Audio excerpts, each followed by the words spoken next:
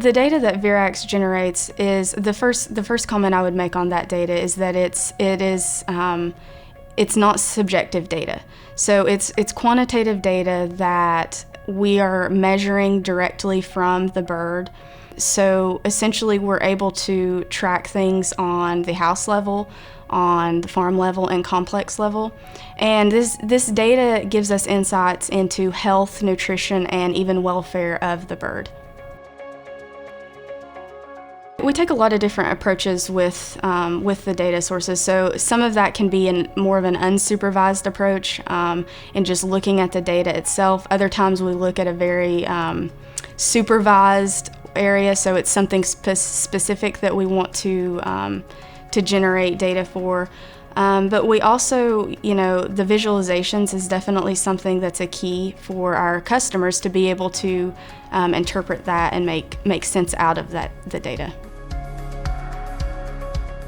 We want to move to being proactive and predictive. So our goal with Verax is to see those early insights and to become reactive earlier than what we're seeing on the bird level. So to essentially be able to pick up those conditions before we start picking up a drop in performance parameters.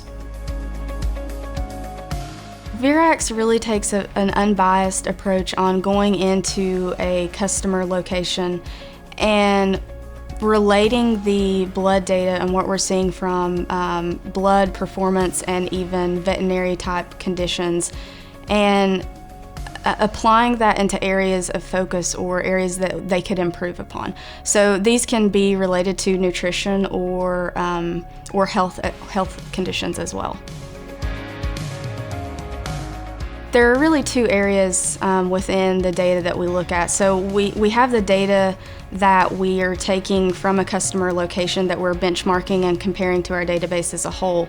But as far as the modeling, as the data is coming in and being generated, what we're doing is then building machine learning models. So we take that entire data set and we're splitting it into a training and testing data sets.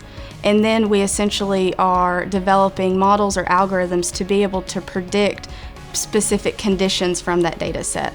So for example, how this relates within the industry is I'll use coccidiosis for an example.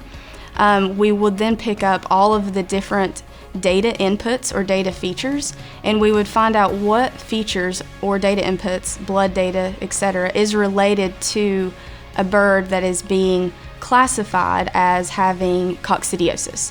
So then we can really begin to understand those relationships and what parameters are being used to classify a bird. And that's not limited to only the veterinary observations such as coccidiosis, but also for different production parameters such as body weight or feed conversion as well.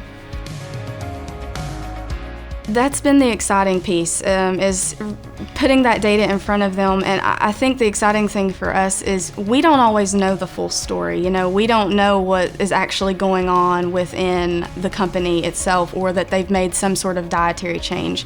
But when you can show them, hey, for some reason your chloride levels are high, and they have a direct connection from something that they changed in the diet. Or, for example, we're seeing an immune response in your birds and they know exactly why it occurred. That really is a light switch for them. They begin to trust the data.